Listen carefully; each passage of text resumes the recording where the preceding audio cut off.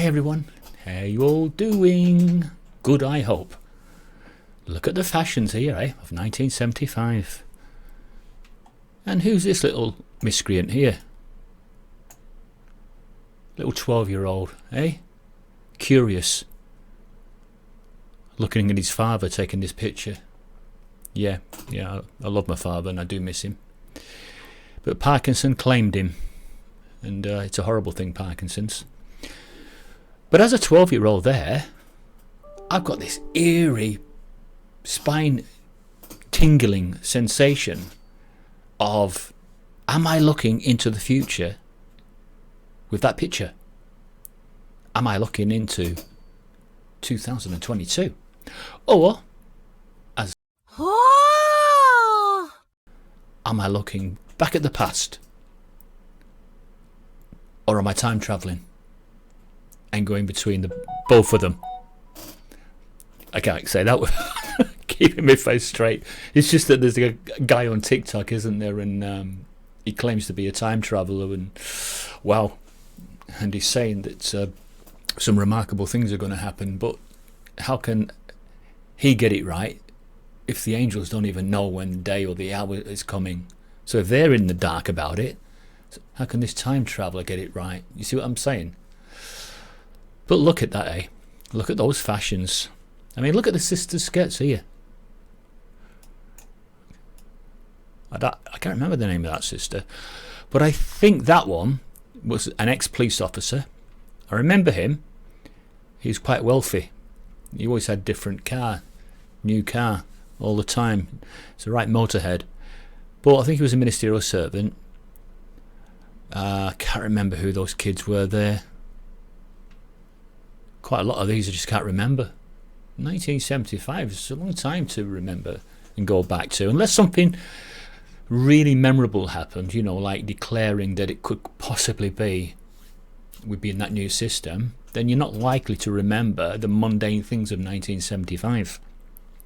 You're only going to remember the remarkable things, the remarkable predictions that might have come true but didn't. But as for casual, mundane things, you're not likely to remember them, are you? But all I can recall, from why I've got my arms folded, I know it looks like a gesture of, what's going on board, that kind of thing. Not really. I was just looking at my dad, just a 12-year-old who's proud of his father.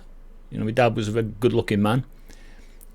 He looked like Robert Redford in a lot of ways. People used to say he looked like Robert Redford, and as you know, Robert Redford was quite a good-looking bloke, wasn't he? Hollywood actor and all that.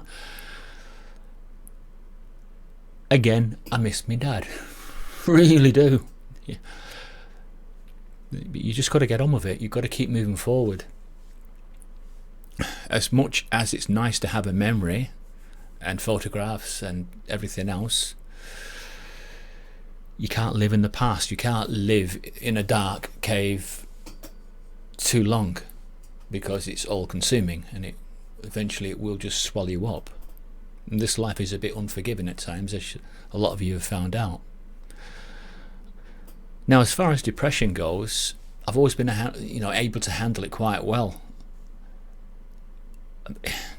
I know some people don't always understand what depression's all about. If you think of the dictionary definition of depression, it's a keeping down, isn't it? Not allowing the person to get up. That's what a depression is. It's keeping that person down, pressing on them almost. And a lot of people in life, they just live their lives that way, that they can't get up and realise their true ambitions because of the depression they're in. And I don't suffer from it myself. I'm not saying that I didn't have a hard time 20 years ago, because I did.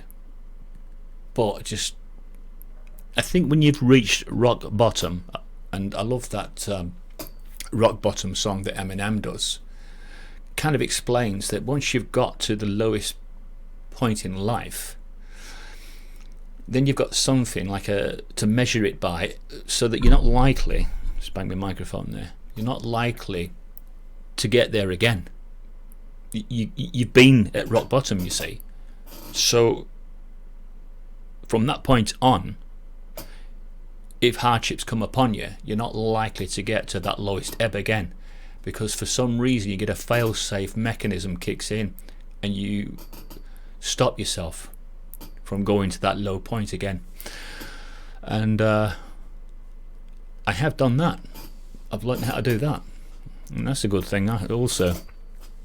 Right, I want to introduce you to Frida. That's my one of my run and gun cameras. A run and gun camera is something that you will take to, say, a protest. Maybe you'll go to Speaker's Corner in London. You'll have a small camera like this. When I say small, you might not think it is small, but it's 4K capable. It's a beautiful camera, run and gun style.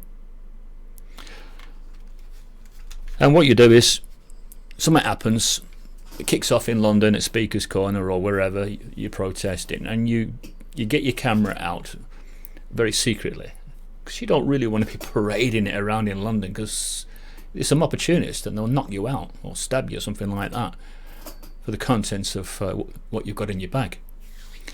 So you get your camera out, you get a few shots like that, and you put it away. You just don't parade around with your camera in London or any major city, not even Sydney, Australia. You do that, there's always going to be someone who sees what you have and he wants it, and he's going to take it from you at force. But every good journalist or any good cinema lover or photographer lover will either have a decent camera for stills and a decent camera for motion video, and he's got the best of both worlds that way.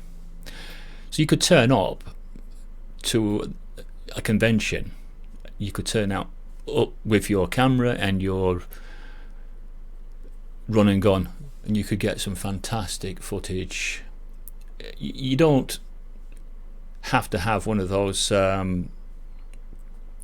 what they call gimbals. Yeah, you don't have to have a gimbal. Most of these really excellent Sony ones, they have inbuilt image stabilization, and when that's engaged, what it does, it suspends the lens, and it's like the lens is floating like that.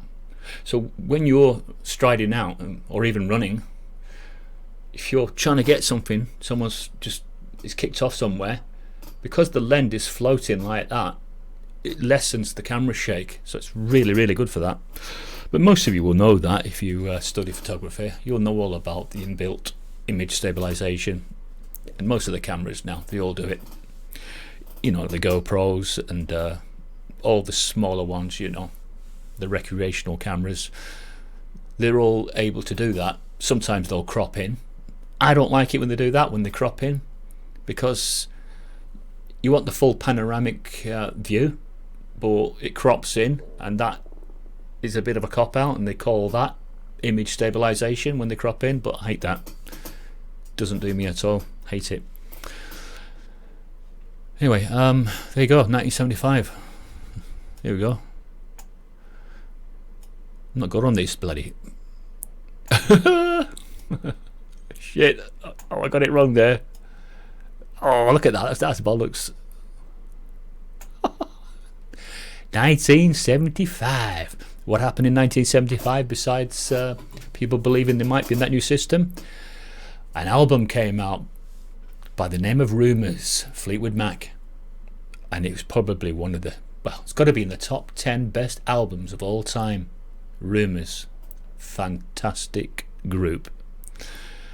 Some of the songs that are on that album I still listen to today. Just amazing. A great year, 1975, for music. Not just Fleetwood Mac, I think also didn't Queen have Bohemian Rhapsody that year? I don't know, I'll check that on Google. Anyway, I'm saying goodbye to myself here.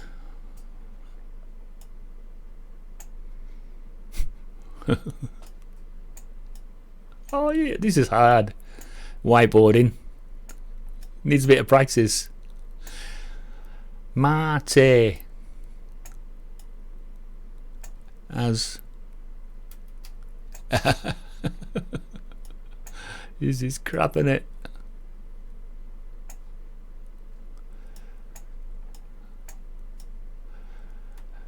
Keeping quiet now because I've got to concentrate. Oh, look at that! I'm drawing over that short dress that sister's wearing.